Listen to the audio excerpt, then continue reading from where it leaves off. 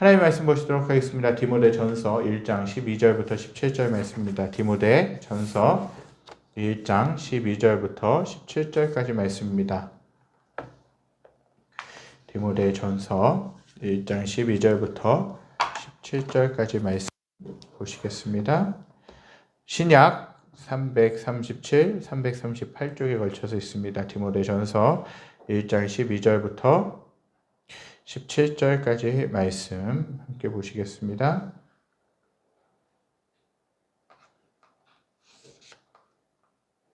다 찾으셨으면 제가 12절부터 16절까지 봉독해드리고 17절 마지막 절 말씀만 함께 읽도록 하겠습니다. 나를 능하게 하신 그리스도 예수 우리 주께 내가 감사함은 나를 충성되이 여겨 내게 직분을 맡기심이니 내가 전에는 비방자요 박해자요 폭행자였으나 도리어 긍휼을 입은 것은 내가 믿지 아니할 때에 알지 못하고 행하였습니다. 우리 주의 은혜가 그리스도 예수 안에 있는 믿음과 사랑과 함께 넘치도록 풍성하였도다. 믿보다 모든 사람이 받을 만한 이 말이여 그리스도 예수께서 죄인을 구원하시려고 세상에 임하셨다 하였도다. 죄인 중에 내가 괴쓰니라. 그러나 내가 그 길을 입은 까닭은 예수 그리스도께서 내게 먼저 일체 오래 참으심을 보이사 후에 주를 믿어 영생을 얻는 자들에게 볼이 되게 하려 하심이라. 17절 함께 읽겠습니다. 영원하신 왕 곧 썩지 아니하고 보이지 아니하고 홀로 하나이신 하나님께 존귀와 영광이 영원 무궁하도록 있을지어다. 아멘. 옛날에 한 꼬마가 살고 있었습니다. 그 꼬마는 한 7살쯤 되었던 것 같습니다. 그 꼬마는 교회 다니고 있었지만 예수에 대한 믿음은 없었고 그냥 교회 간식 준다고 하니까 가고 또 예쁜 선생님들이 있으니까 가고 그렇게 반복적으로 그냥 습관처럼 다녔던 것이죠. 그럭저럭 초등학교 6학년 때까지는 교회 잘 다니고 있었습니다. 교회는 다니지만 신앙은 없었다는 거죠. 예수님에 대해서는 배우지만 하나님에 대해서는 배우지만 그 인격적인 신앙이 없었다는 거예요. 인격적으로 예수님을 만나지 못한 채로 그냥 주일이니까 가고 성경학교니까 가고 교회 행사 있으니까 가고 그런 수준이었다는 것이죠. 교회는 다니지만 늘 매사에 소극적이었고 소심한 성격을 가지고 있었던 소년이었습니다. 학교에 가면 친구들에게 놀림받기 일쑤였고 집에서는 잘하는 것이 하나 없다고 핀잔을 받기 일쑤였다라는 것이죠. 부모님께 가끔 혼날 때마다 내가 없으면 차라리 없으면 부모님도 내 속을 썩지 않을 텐데 라는 생각이 있었던 것을 보게 됩니다. 그 꼬마는 어느덧 자라서 중학교 1학년이 되었고 중학교 올라가서는 신앙생활도 멈추게 되고 방학을 하게 됩니다. 교회도 한 번 갔다가 두 번 갔다가 또 안 가기도 하고 한 번 빠지고 두 번 빠지고 그러다가 1년 반이 넘는 시간 동안 신앙생활을 하지 않게 되죠. 그렇게 중3이 되어서 몇 달이 지난 후에 이 소년은 한 분으로부터 교회 가자는 권유를 받습니다. 그는 자의반 타의반으로 새로운 교회로 발걸음 옮겼고 거기서도 친구들이 잘해주니까 그냥 교회 다니는 수준이었죠. 그렇게 한 학기가 지나고 봄이 지나고 그 소년은 여름이 되어서 방학이 되었고 여름 수련회에 따라가게 됩니다. 여름 수련회에서 여러 가지 프로그램을 경험하는 가운데 드디어 그 소년은 인격적으로 예수님을 만나게 되는 기적이 일어나게 됩니다. 여름 수련회 이후 이 소년은 교회 것이 즐거웠고 고등학교 올라가서부터는 모든 교회 생활에 적극적으로 임하기 시작했습니다. 예배 드리는 것이 즐거워졌고 3, 4목을 모여서 큐티하는 것도 즐겁고 좋았습니다. 그저 교회에서 사는 것이 즐거웠다라는 이 소년은 이야기합니다. 고등학교 때부터는 신앙이 점점 자라가기 시작했습니다. 언젠가부터는 그런 극단적인 선택을 하고 싶다라는 그 생각도 사라졌습니다. 그 소년의 신앙이 자라가기 시작하면서 어떻게 하면 하나님을 위해 살 수 있을 것인가에 대해서 생각하게 됩니다. 오랜 시간 동안 기도하면서 고민한 끝에 신학대학에 진학하기로 결정하게 됩니다. 그 고등학생은 하나님의 은혜를 입어 신학대학에 들어가게 되었고 졸업을 하고 신학대학원을 졸업했습니다. 그리고 지금은 한 교회에서 사역자로 하나님의 사역을 감당하고 있습니다. 위에 언급했던 이 소년이 누구냐? 다른 사람이 아니라 저의 모습이었다는 거예요. 무엇이 저를 변화시켰냐? 무엇이 저를 이렇게 살게 만들었느냐? 라고 물어보신다면 사실은 예수 그리스도의 은혜였고 그분의 복음이었다라는 것입니다. 끊임없이 제가 신앙생활을 잘하지 못할 때는 잘하고 있을 때 교회 그냥 습관적으로 나갈 때이든 어떨 때이든 늘 저를 위해서 기도해 주셨던 분이 계셨고 또 저에게 늘 끊임없이 복음에 대해서 들려주셨던 분이 계셨다라는 것이에요. 처음에는 그것이 너무 번거롭고 귀찮았다라는 것이에요. 그런데 지금에 와서 보면 목회자가 되어져 가고 한 교회를 섬기고 또 지금에 와서 보게 되면요. 그분들의 기도, 그분들의 그 전도, 그분들이 복음을 전하시고자 했던 그런 모습들이 참 지금에 와서는 그것들이 참 귀하다라고 생각하게 되는 것입니다. 그리고 그분들의 기도가 없었다면, 그분들의 헌신이 없었다면, 그분들의 사랑이 없었다면 지금 제가 신앙생활을 하고 목회를 하고 있었을까라는 생각도 하게 됩니다. 오늘 본문에서는요, 예수 그리스도의 은혜로 인해 그분의 복음으로 인해 변화된 또 다른 인물을 만나실 수 있습니다. 그 인물은 누구니까? 바로 사도 바울이었다라는 사실이죠. 사도 바울은 자신이 어떻게 변화되었는지 디모데에게 쓰는 편지를 통해서 밝히고 있습니다. 디모데전서가 왜 쓰였는가? 디모데전서, 디모데후서, 또 디도서라고 하는 그 성경이 있는데 신약의 후반부로 가면 이 성경들이 있는데 이 성경은 사실 일명 목회서신이라고 합니다.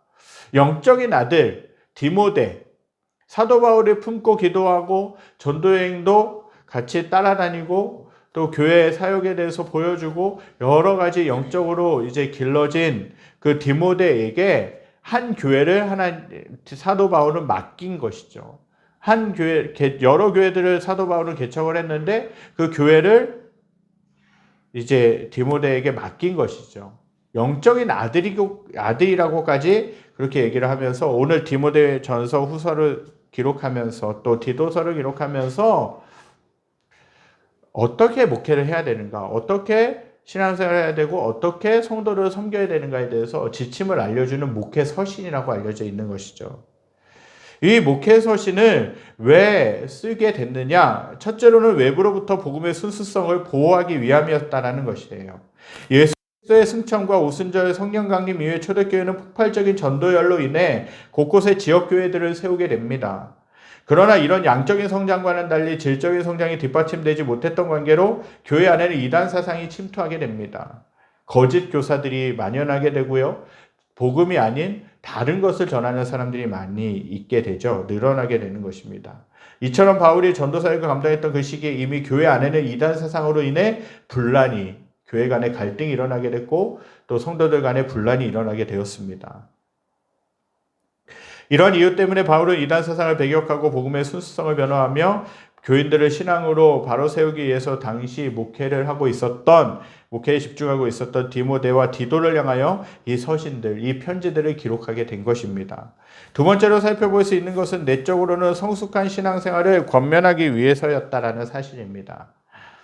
바울은 외부로부터의 그런 이단 사상들, 복음이 또 하나님의 말씀이 공격받는 것과 더불어서 영적인 나태로 인한 내부로부터의 신앙적 와해를 받고 경건의 훈련과 이 땅의 시민으로서의 도덕적 품성을 고양시키고 그렇게 세워가고자 그 성도들을 복음으로부터 보호하고자 그렇게 디모데 전후서 또 디도서를 쓰게 되었다라는 것이에요. 오늘 보면 12절부터 17절의 앞단락과 앞문단인 1장 1절부터 11절을 우리가 먼저 살펴볼 필요가 있습니다. 1절부터 11절에서 사도 바울은 디모데에게 문안 인사를 하고 거짓 교사들을 경계하라고 권면하면서 율법, 하나님이 주신 말씀, 율법이 어떤 역할을 하는지에 대해서 알려주고 있습니다. 바울은 율법을 잘 선용하면 신앙에 유익이 될 수 있다고 말하였어요. 율법이 유익한 것은 뭐냐? 죄인들에게 죄가 무엇인지를 가르쳐 줍니다. 죄가 무엇인지 가르쳐 주면 죄에 대한 경계심을 가질 수 있기 때문에 그렇죠. 율법이 있음으로 인해서 인간이 죄에 대해서 알게 되고 복음 앞에서, 즉 말씀 앞에서 회개할 기회를 갖게 됩니다. 그러나 율법을 방금 언급한 원래의 목적을 위해서 사용하지 않고 인간의 이기적인 욕심을 위해서 사용할 때 오히려 율법은 무거운 짐이 될 수 있다는 것이에요.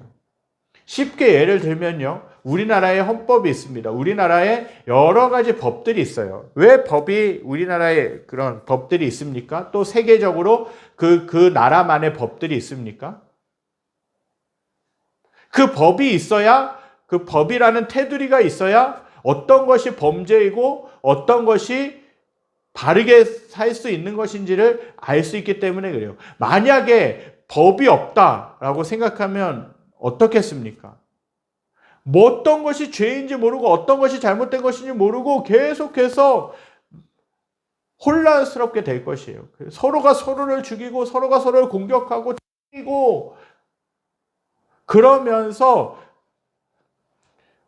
사회는 또 그 나라 국민들은 범법자로 살아갈 수밖에 없는 것이에요. 그렇게 범죄들을 막기 위해서 그렇게 법이라는 것을 만들게 되었죠. 율법도 마찬가지예요. 하나님의 말씀도 마찬가지입니다. 왜 하나님이 저와 여러분들에게 말씀을 주셨습니까? 하나님 예수 그리스도를 믿고 하나님의 자녀로 새롭게 태어나고 신앙생활을 하면서 하나님의 말씀을 봐야 되는데, 그래야 말씀을 보면서 살아가야 바른 삶을 살아갈 수 있는데 왜 하나님의 말씀을 주셨냐? 그것은 뭐냐? 어떤 것이 죄이고 하나님께서 원하시지 않는 죄이고 어떤 것이 정말 하나님의 뜻대로 살아가는 삶인지에 대해서 가르쳐주기 위해서 이 성경을 하나님이 주신 것이에요. 만약에 율법이 없으면, 만약에 하나님의 말씀이 없으면 어떻게 살아가겠습니까? 그냥 내가 원하는 대로 살아가는 것이에요. 내 생각대로 살아가는 것이에요. 이게 하나님이 기뻐하시는 건지 이게 하나님께서 싫어하시는 건지를 모르고 그냥 아무렇게나 살아갈 수밖에 없다는 것이죠. 그러나 하나님의 말씀이라는 테두리가 있으면 그 말씀 가운데서 내가 신앙생활을 어떻게 해야 되는지, 또 하나님이 무엇을 기뻐하시는지 그것을 분별하면서 생각하면서 배우면서 살아갈 수 있다는 것이에요. 율법도 마찬가지입니다. 죄를 깨닫게 하기 위한 거예요. 어떤 것이 죄인지 어떤 것이 죄가 아닌지 깨닫게 해주면서 바른 삶, 하나님 안에서 바르게 살아가는 삶, 신앙 안에서 바르게 살아가는 삶을 가르쳐주기 위한 것이에요. 어떤 이제 신앙인들은, 유대주의자들은요, 예수님께서 공생의 사역을 시작하셨을 때에도 율법으로 복음을 핍박했고 초대교회에서도 율법으로 복음을 대적했어요. 그러나 또 다른 편에서는 율법 자체를 반대하여서 예수를 믿어 구원 얻은 자들은 더 이상 율법을 행할 필요가 없다라고까지도 이야기했어요. 그러니까 율법만 수호해서 이 땅에 오신 그 예수님을 반대하고 예수님을 핍박했던 자들이 있었던 반면에 또 예수님이 오셨기 때문에 율법은 필요 없다. 그냥 살아가면 된다라고 생각했던 그 두 갈래의 사람들이 있었다라는 것이에요.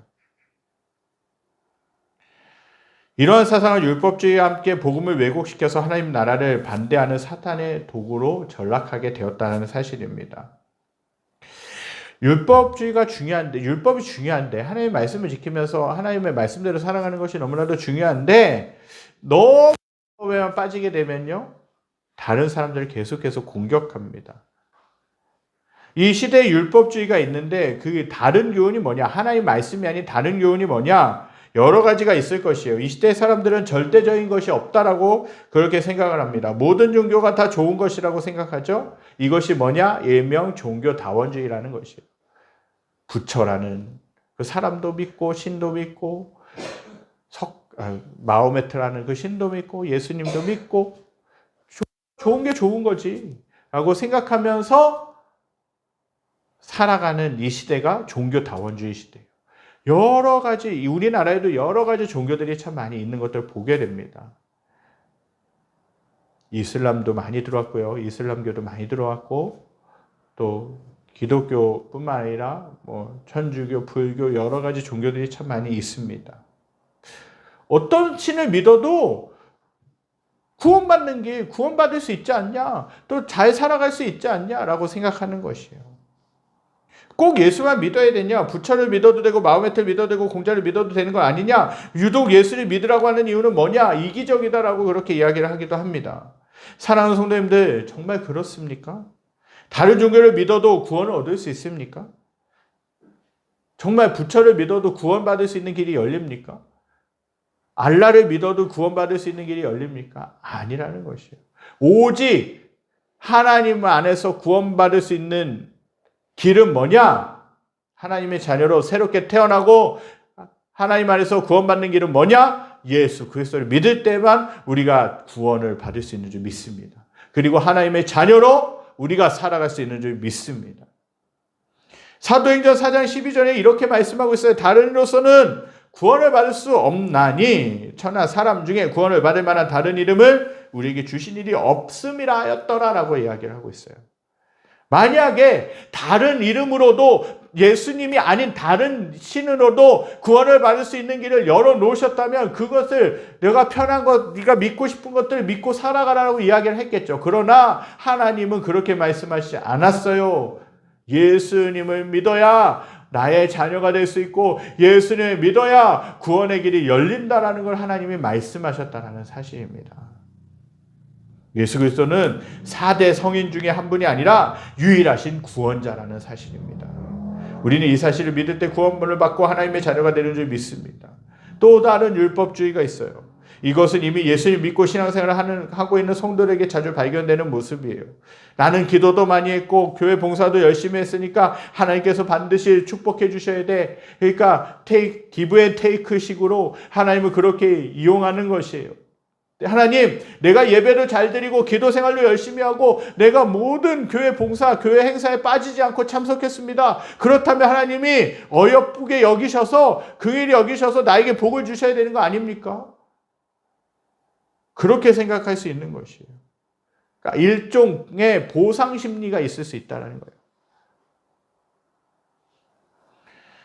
내가 기도를 많이 하고 하나님 위해 헌신했다고 응답이 축복이 당연하게 따라오는 것이 아니라 그것은 하나님이 은혜로 주시는 것이에요. 기도 응답도 하나님이 은혜로 주시는 것이고 정말 하나님 나의 삶 가운데서 축복도 하나님이 은혜로 주시는 것이에요. 내가 뭔가 열심히 봉사했기 때문에 내가 뭔가 열심히 교회 생활을 했기 때문에 내가 열심히 하나님 믿었기 때문에 주시는 것이 아니라 그렇게 보상으로 주시는 것이 아니라 하나님이 은혜로 선물로 주시는 거라는 사실입니다.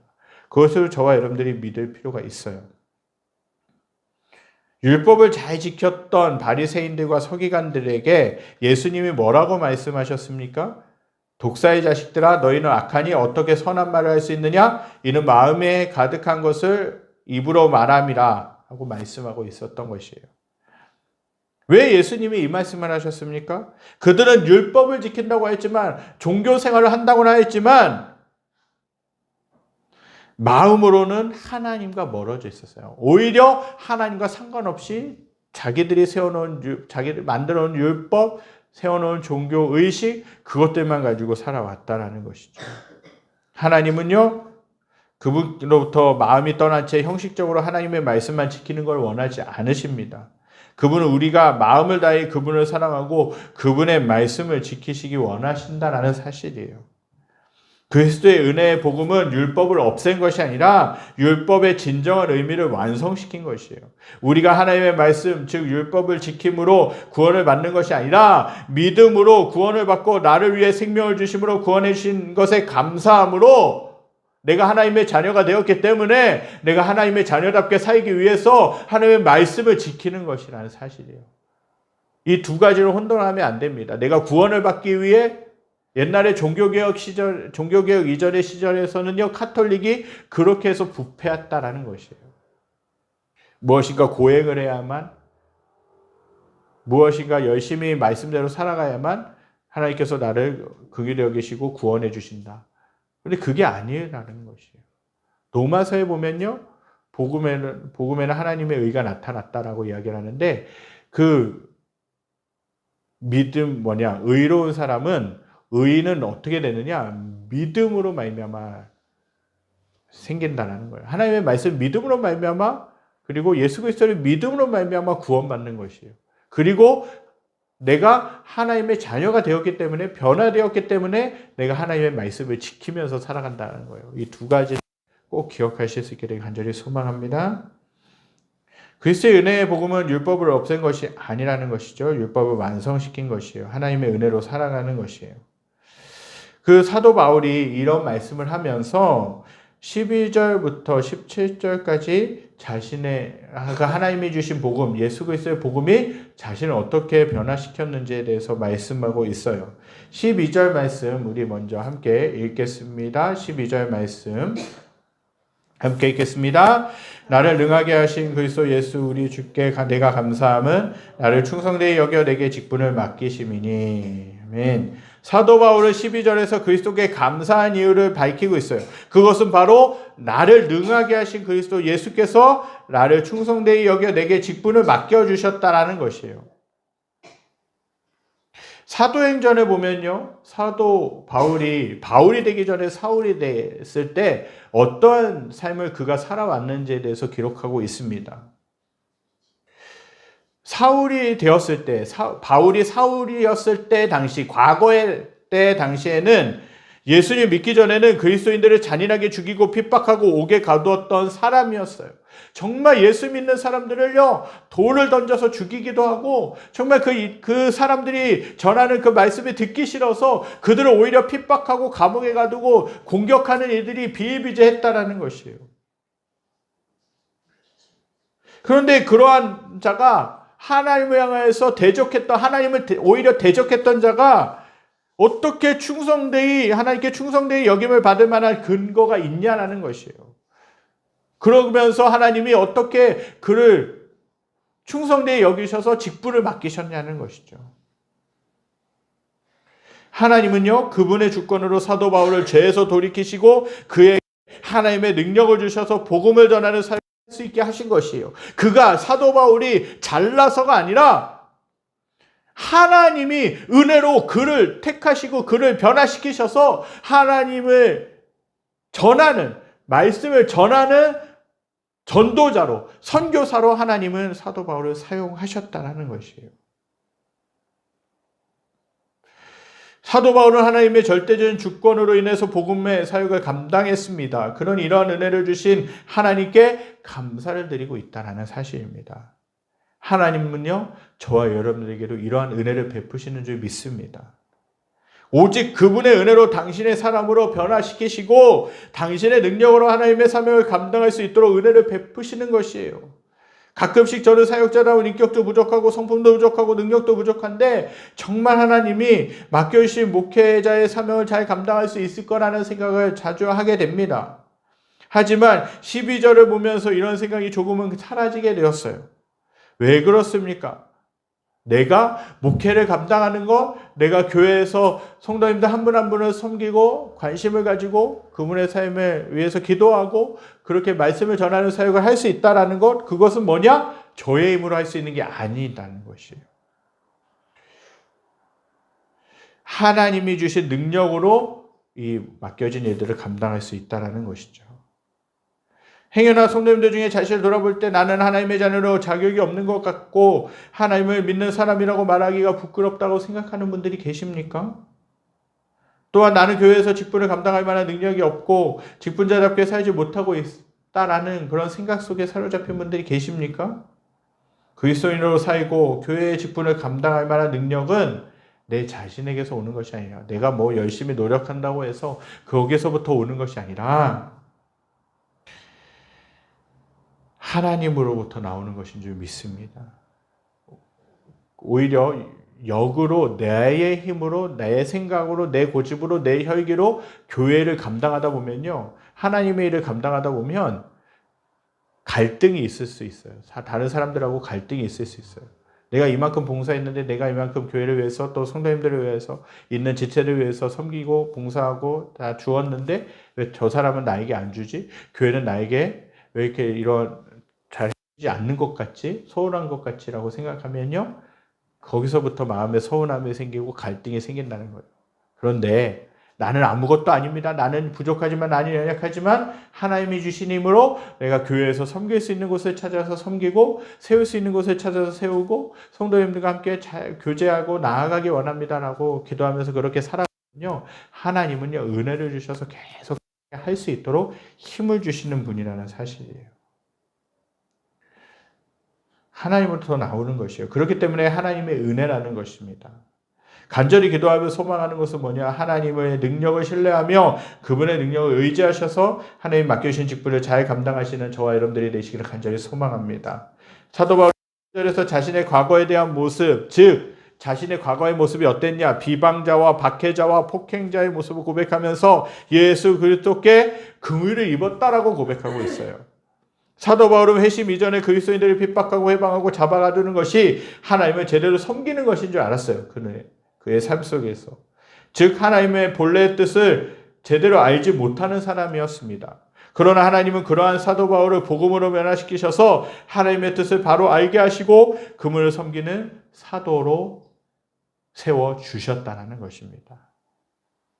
우리가 하나님을 섬기고 그분을 위해 일을 한다고 하지만 하나님의 뜻을 제대로 분별하지 못해서 자신의 의로 일하면서 하나님을 위해서 일한다고 할 때가 많이 있습니다. 그래서 때로는 다른 성도들과 감정으로나 정서적으로 부딪히는 경우가 많이 있죠. 서로가 오해하기도 합니다. 그러나 어떤 의미에서 보면 그것은 하나님을 제대로 섬기는 것이 아니라고 할 수 있습니다. 그러나 하나님의 은혜로 자신의 잘못을 깨닫고 돌아오면 하나님은 우리를 긍휼히 여기시고 그분을 잘 섬길 수 있도록 도와주시는 분인 줄 믿습니다. 하나님의 도우심을 잊고 그분을 섬긴다면 그분의 방법대로 잘 섬길 수 있을 줄 믿습니다. 그리고 다른 성도님들에게도 유익을 끼칠 수 있을 줄 믿습니다. 우리 15절 말씀 함께 이어서 읽도록 하겠습니다. 윗보다 모든 사람이 말할 만한 이 말이여 그리스도 예수께서 죄인을 구원하시려고 세상에 임하셨다 하였도다. 죄인 중에 내가 괴순이라. 아멘. 15절에서 사도 바울은 자신이 그리스도의 긍휼을 임한 이유에 대해서 이야기하고 있어요. 바울은 그리스도께서 자신을 구원하여 주신 목적이 자신과 같은 죄인도 그리스도의 긍휼함을 받을 수 있음을 보임으로써 나중에 예수님을 믿어 영원한 생명을 얻는 자들에게 본이 되게 하려 하기 위해서 예수님이 나를 먼저 변화시켜 주셨고 구원해 주셨다라는 것을 밝히고 있습니다. 바울이 회심한 이후, 예수님을 믿고 난 이후 언제나 복음 전파를 위해 일생을 바쳤습니다. 사울이 바울로 변화될 수 있었던 원동력이 뭐냐? 바로 복음이었다는 거예요. 어떠한 세상의 지식도 아니었고요. 어떠한 유명한 가문에서 태어난 것 그것도 아니었고요. 오직 복음만이 사울을 바울로 변화시켰던 원동력이었다는 사실이에요. 그렇다면 복음이란 무엇입니까? 쉽게 이야기하면 좋은 소식, 기쁜 소식이라는 뜻입니다. 창세기에 나타나는 것처럼 아담과 하와의 타락 이후에 죄로 인해서 죽을 수밖에 없는 인간에게 예수 그리스도를 보내주시고 그분이 인류의 죄를 대신해서 십자가 달려 돌아가시고 3일 만에 부활하셨습니다. 그분을 구주로 영접하는 자들이 하나님의 자녀가 되는 특권을 누린다고 요한복음 1장 12절에서 그렇게 말씀하고 있습니다. 또한 요한복음 3장 16절에 기록되어 있는 것처럼 하나님이 세상을 너무너무나도 사랑하셔서 인간들을 너무너무나도 사랑하셔서 그들을 죄에서 구원하시기 위해 독생자 예수 그리스도를 보내주셨고 그를 믿는 자마다 멸망하지 않고 영원한 생명을 얻게 된다라는 그 말씀이 복음이라는 사실이에요. 자신의 죄를 회개하고 그분을 영접할 때에만 죄에서 구원을 받고 영원한 생명을 얻을 수 있을 것입니다. 이것이 바로 복음이라는 것입니다.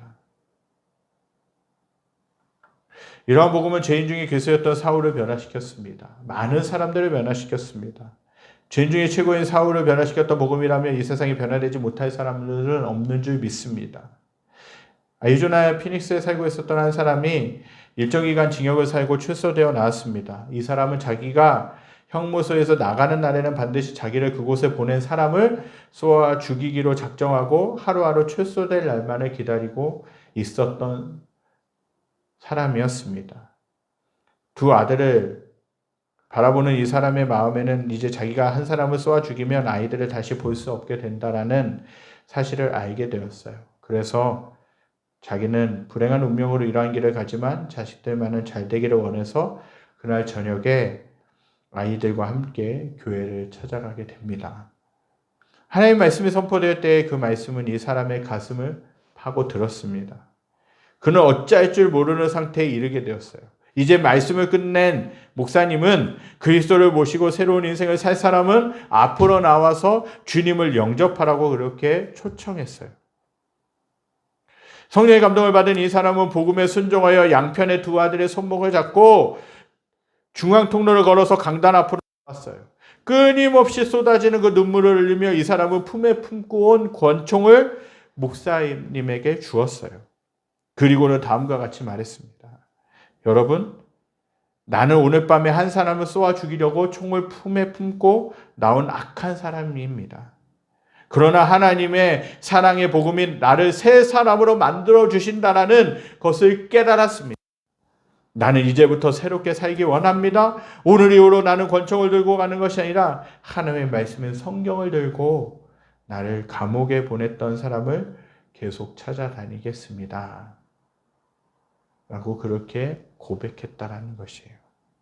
복음을 이렇게 주님을 믿지 않는 사람이나 이미 믿었지만 변화를 받지 못한 사람들에게 들어가면 성령의 도우심으로 그 사람 안에서 변화시킬 수 있는 능력이 있는 것이에요. 지금도 하나님은 저와 여러분들이 그리고 이 땅의 많은 영혼들이 그리스도의 복음을 듣고 변화되기를 원하십니다. 내게는 많은 죄가 있어서 부끄러운 모습이 많아서 하나님께서 나를 받아주시지 않을 것이라고 생각하고 계시지는 않습니까?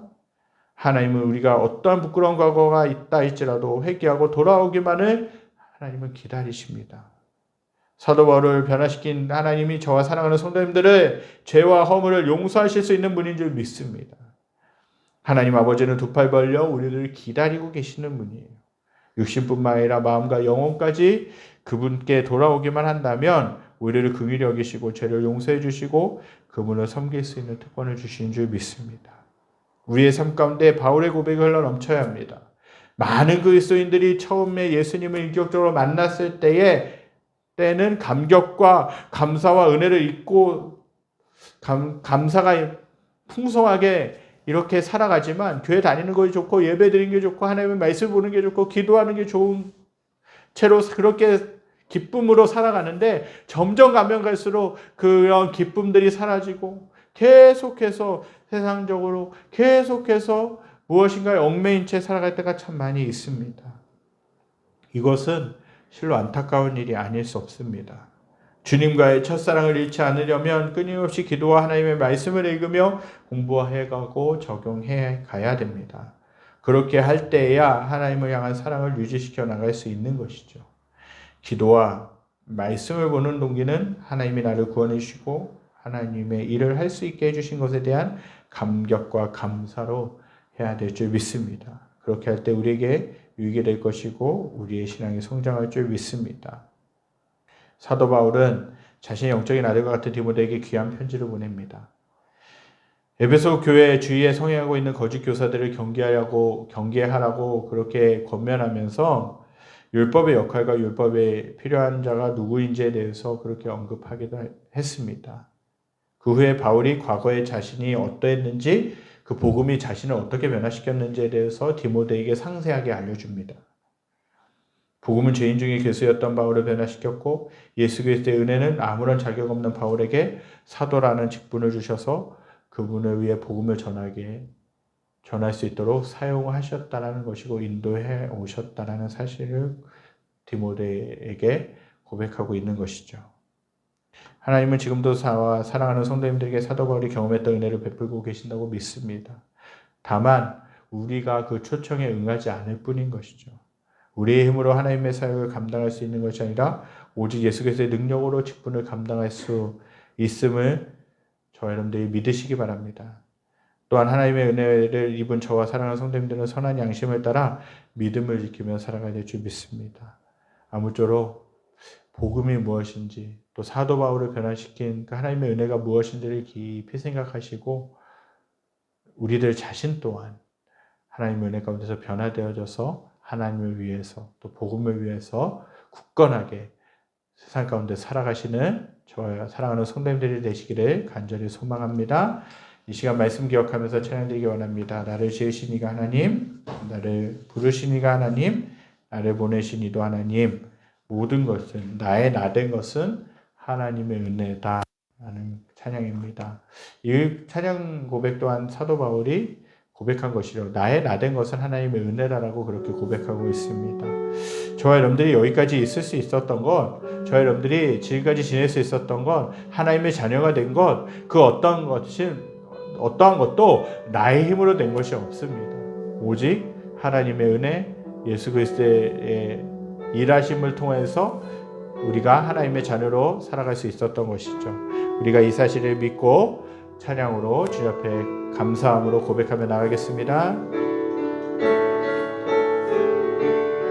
나를 지으신 이가 하나님,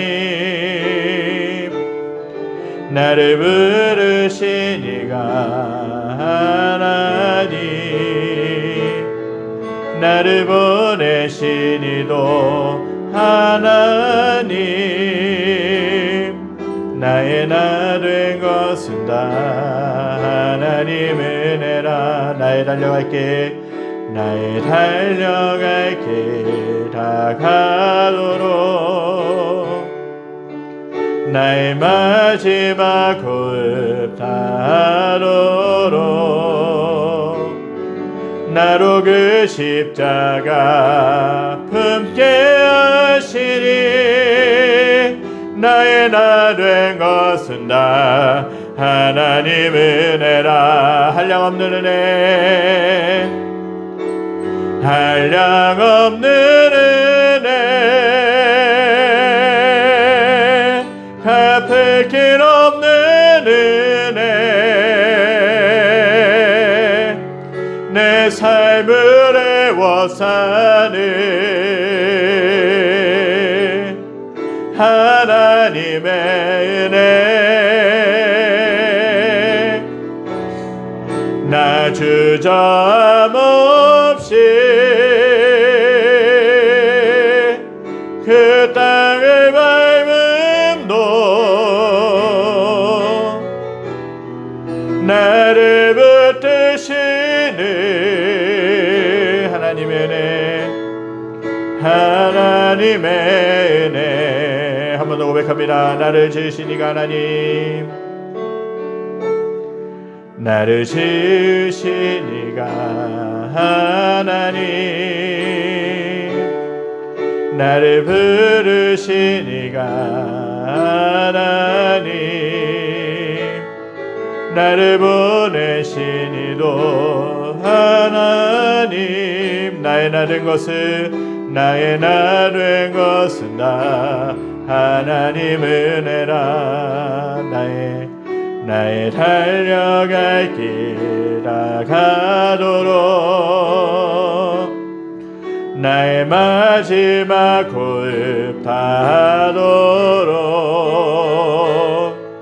나로 그 십자가 품게 하시니, 나의 나 된 것은 다 하나님 은혜라. 한량없는 은혜, 한량없는 은혜, 갚을 길 없는 은혜, 내 삶을 애워사는 하나님의 은혜,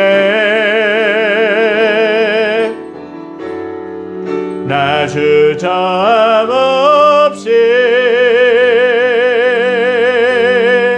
그 땅을 밟음도, 나를 붙드시는 하나님의 은혜, 하나님의 은혜, 한량없는 은혜, 한량없는 은혜, 갚을 길 없는 은혜,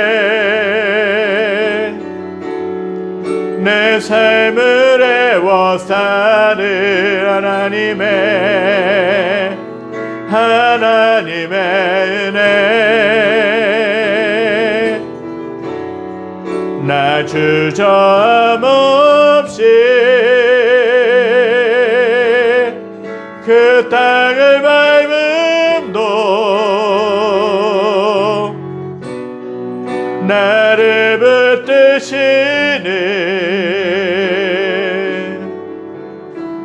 하나님의 은혜.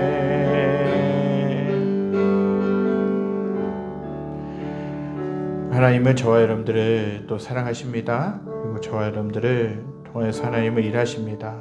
또 저와 여러분들이 하나님의 뜻대로 하나님의 자녀로 살기를 원하십니다.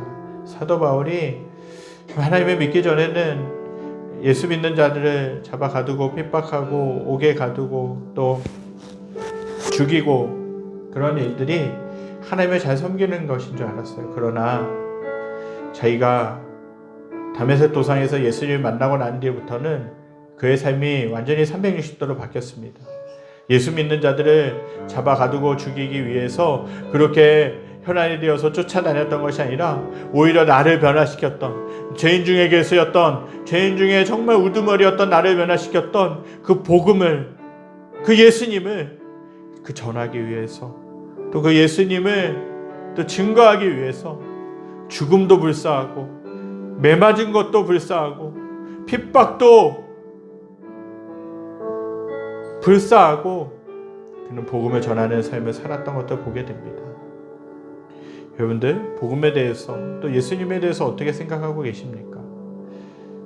내 죄 하나 이길 수 없는 그런 능력이 없는 분으로 그렇게 생각하고 계시지 않습니까? 예수님은요, 나의 모든 죄를 이길 수 있도록 만들어주시는 분인 줄 믿습니다.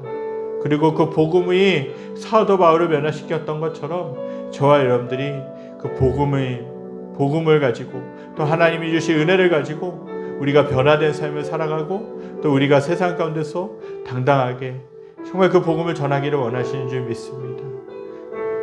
복음, 사도 바울을 변화시켰던 복음이라면 저와 여러분들도 변화시킬 수 있는 복음인 줄 믿습니다. 저와 여러분들이 이러한 믿음을 가지고 이러한 복음을 붙들고 이러한 예수 그리스도의 사랑을 붙들고 세상 가운데서 담대하게 살아가실 수 있게 되기를 간절히 소망합니다. 그래서 저 여러분들이 하나님이 기뻐하시는 삶을 살아갈 수 있게 되기를 간절히 소망합니다. 기도하겠습니다. 하나님, 오늘 말씀을 통해서 사도 바울이 그 예수 그리스도의 사랑, 예수 그리스도의 은혜, 그 복음이 자신을 어떻게 변화시켰는지에 대해서 이제 막 목회를 시작하고 있는 디모데에게 증거하고 있는 것들을 보게 됩니다.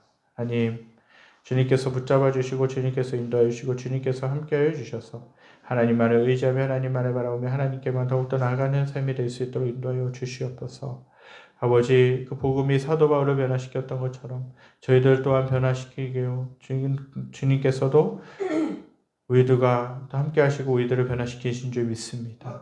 그 믿음을 가지고 저희들이 살아가게 하여 주시고 그런 소망을 가지고 저희들이 살아갈 수 있는 삶이 될 수 있도록 주님 붙잡아 주시고 인도하여 주시옵소서. 한 주간을 살아갈 때에 주님이 주신 능력, 주님이 주시는 복음, 주님이 주시는 은혜를 따라 살아가는 삶이 되게 하여 주시고 하나님만을 바라보며 살아가는 저희들의 삶이 될 수 있도록 붙잡아 주시고 인도하여 주시옵소서.